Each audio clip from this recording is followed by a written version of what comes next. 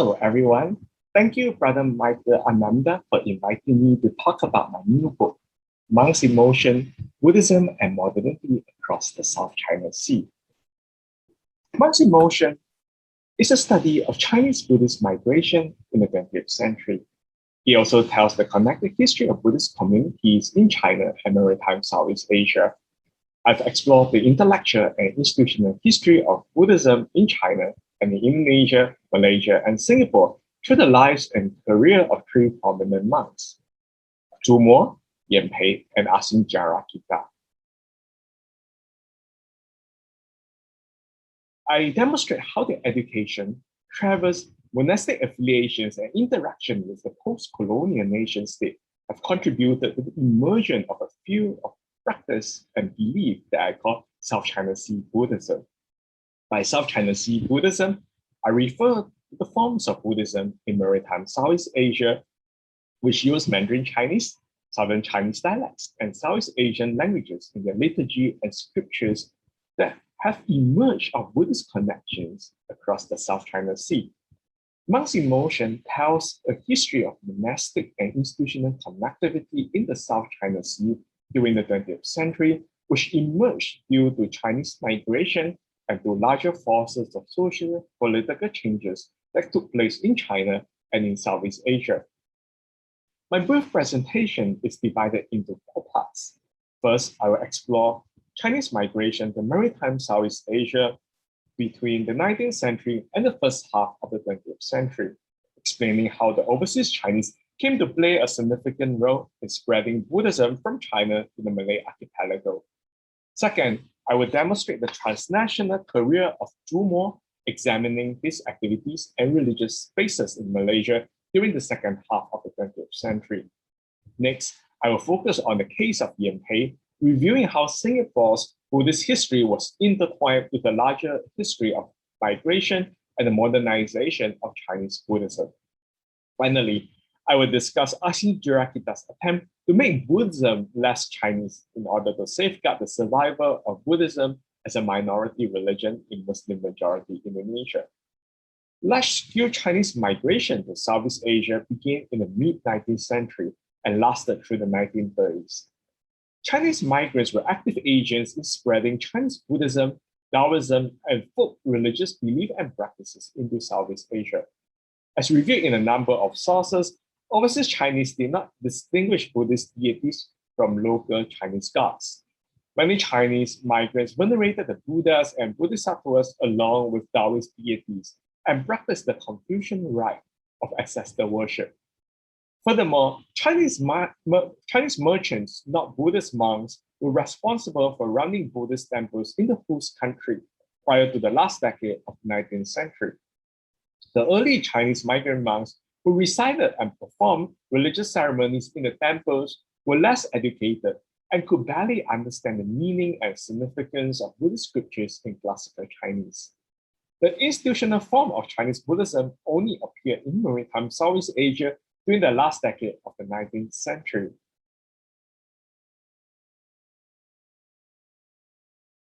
The arrival of educated Chinese monks in the Malay archipelago contributed to the institutionalization of Buddhism and the subsequent monastery building efforts among the overseas Chinese communities. Moreover, unlike their predecessors who were primarily ritual specialists, this new breed of migrant monks who received a monastic education in China were concerned with the dissemination of Buddhist doctrines to the overseas Chinese. Within the second half of the 19th and the first half of the 20th centuries, social political changes in China gave rise to a Buddhist modernist movement, which in turn contributed to the making of a vibrant South China Sea Buddhist network. The South China Sea Buddhist networks, on the one hand, facilitated the movement of Buddhist monks from China to Southeast Asia and fostered the dissemination of Buddhist modernist ideas to the overseas Chinese communities. On the other hand, these networks were used to transfer resources from Southeast Asia to fund religious activities in China. For instance, Buddhist reformer Tai Chi made 3 visits to Singapore in 1926, 1928 and 1940 to leverage on the South China Sea networks to seek donations from overseas Chinese to raise funds for his renovation plans for the Nam Pu Monastery, as well as to fund his education project at the Minnan Buddhist Institute. During his first visit in 1926, Taishi met with several prominent Chinese businessmen and became friends with Tan Kah-Kee and Ao Boon-Ho, allowing him to seek financial support from wealthy business elites in the diaspora and opportunities to preach his ideas of human life Buddhism to them. The arrival of modernist Buddhist ideas further contributed to the institutionalization of Chinese Buddhism in maritime Southeast Asia during the first half of the 20th century. In September 1926, Taishi came to Singapore and gave a series of talks at the Victoria Memorial Hall, which attracted a large crowd of overseas Chinese. As most of the Buddhist monasteries in Singapore during the early 20th century were disconnected from the laity, Taishi suggested that the establishment of a lay Buddhist association would be beneficial in propagating Dharma to the overseas Chinese community. This proposal inspired Lin Da-Ying, a prominent Buddhist householder who founded the Chinese Buddhist Association a year later in 1927. By the end of the 1940s, there was a larger presence of Buddhist organizations in maritime Southeast Asia. We will now look at the development of Buddhism in the region and the ways in which Zhu Mo, Yan Pei, and Ashin Jayakita promoted their respective forms of Buddhist modernism in the Chinese diaspora. Today, many Malaysian Chinese consider Zhu Mo to be the father of Malaysia's Chinese Buddhism. In 1913, Chen De-an, who became Zhu Mo, was born near the foot of Mount Yandan in Zhejiang province. He became a monk when he was 12 and later enrolled at the Minnan Buddhist Institute in Xiamen, where he became a student of Taishi. Following the Communist Party's victory and the establishment of the PRC in 1949, many Chinese monks feared communist hostility towards religion and hence decided to leave mainland China. Zhu Mo first left for Macau, which was under Portuguese rule, to become the founding advisor of the Macau Buddhist Society. In 1954, he migrated to Penang and remained in Malaysia until his death in 2002. During his 5-decade religious career in Malaysia, he served as an advisor to the Forte School, founded and served as the inaugural president of the Malaysian Buddhist Association, and established the Triple Wisdom Hall, and started the Malaysian Buddhist Institute. Zhu Mo redefined the basis of being Buddhist in Malaysia by drawing on Taishi's modernist ideas of human life Buddhism. He encouraged intra-religious conversion by advocating a Malaysian Chinese Buddhist identity that emphasized this worldly practice of Buddhism, promoted a version of Buddhist orthodoxy, and established new Buddhist institutions for the promotion of religious education. By examining the Malaysian context with the idea of South China Sea Buddhism in mind, we are able to see the connected history of Buddhist communities in China and Southeast Asia. Chinese Buddhist migration has contributed to a redefinition of the concept of being Buddhist in Malaysia and created a Malaysian Chinese Buddhist identity based on the ideas of human life Buddhism. Next, we will look at Yan Pei. Singaporean Buddhists generally remember Yan Pei as a scholar, social worker, monk, responsible for bringing the idea of humanistic Buddhism to Southeast Asia and promoting them in his lectures, writings, and social activism. Yan Pei was born in 1917 in Jiangsu province. In 1929, he was ordained as a monk. Yan Pei was very much a product of Buddhist modernist movement in Republican China. Like many of his contemporaries, such as Zhu Mo, Yan Pei received formal monastic training at Buddhist seminaries, where he was influenced by Taishi's vision of human life Buddhism and Ying Sun's idea of humanistic Buddhism. Following the communist victory and establishment of the PRC in 1949, Yan Pei left China for Hong Kong and later settled in Taiwan with his teacher and friend Ying Sun. During Yan Pei's decade-long career in Taiwan, between 1952 and 1964, he made 3 trips to Southeast Asia, where he contributed to conversations between Theravada and Mahayana Buddhist monastics and established connections with Southeast Asian Buddhist community. Yem Pei initially wanted to migrate and spread Buddhism in Vietnam, but was unable to do so because of the Vietnam War.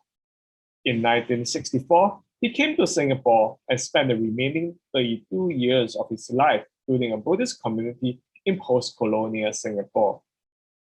During the first phase of his career, from 1964 to 1979, Yem Pei was concerned with the lack of Dharma activities in Singapore.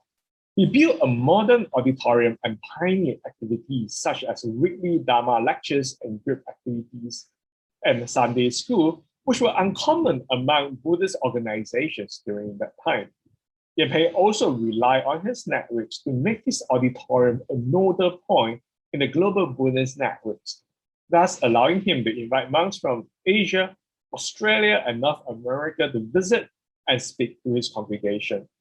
The publication and circulation of his collected works of mindful observation earned him a reputation as one of the preeminent scholar monks of Chinese Buddhism in the region. In the second phase of his religious career from 1980 to his death in 1996, Yem Pei became a social activist and founded the Singapore Buddhist Welfare Services.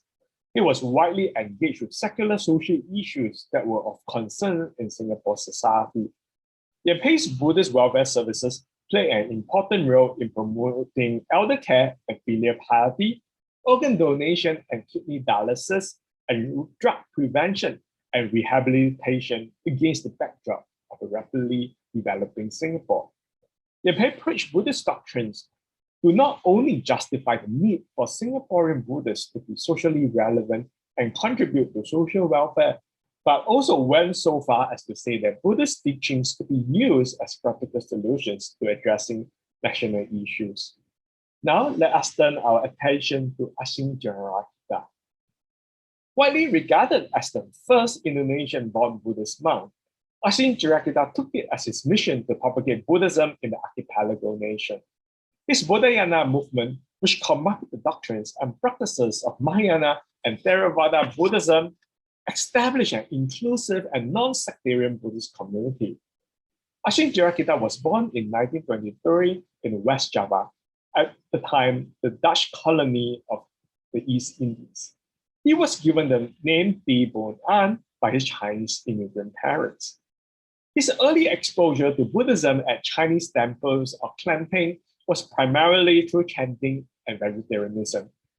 Unlike Zhumo and Yem Pei, who were born in China, Ashin Jarakita was raised in the Dutch East Indies and educated in the Dutch colonial education system.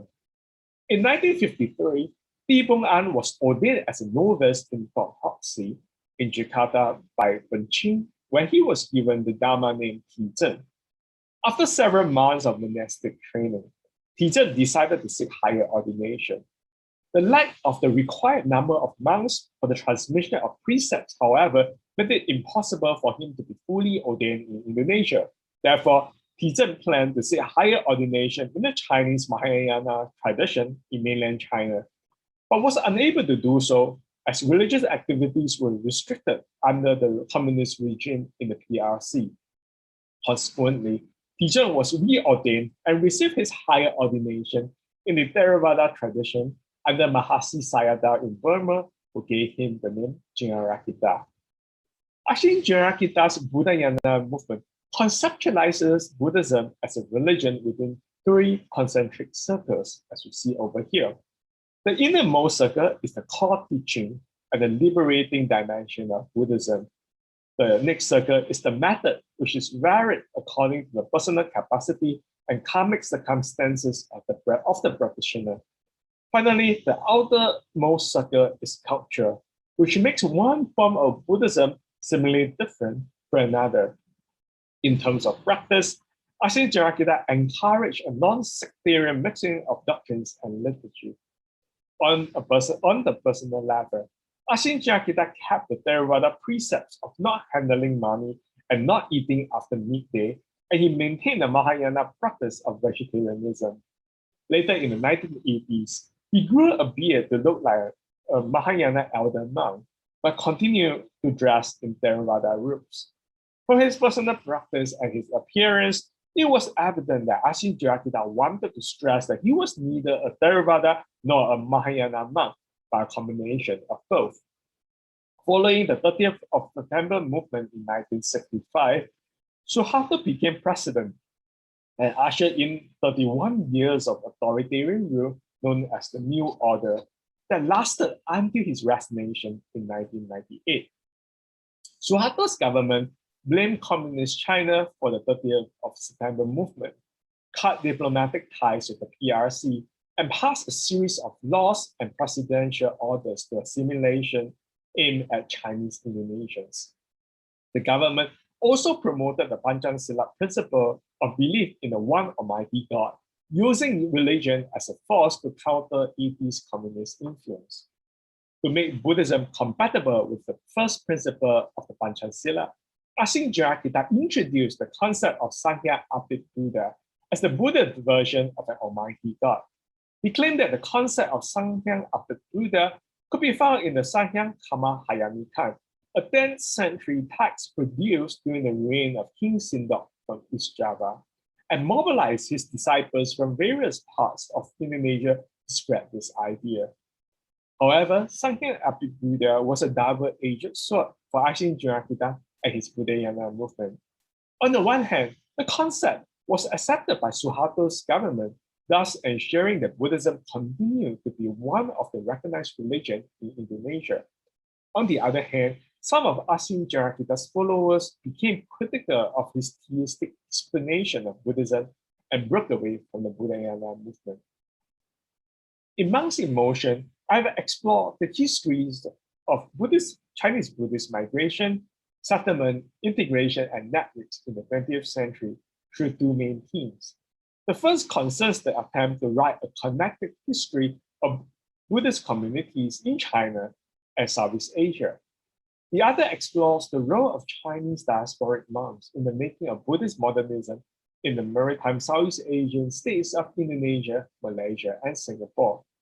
I conclude here with some direction for future research on the connected history of Buddhist communities in China, Hong Kong, Macau, Taiwan, and mainland and maritime Southeast Asia.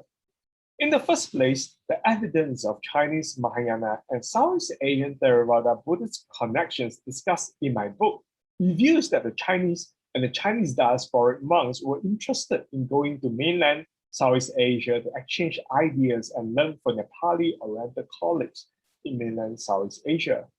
There remains much to learn about the patterns of Buddhist circulations in the South China Sea and the ways in which modernist Buddhist ideas overlap with and perhaps facilitated one another.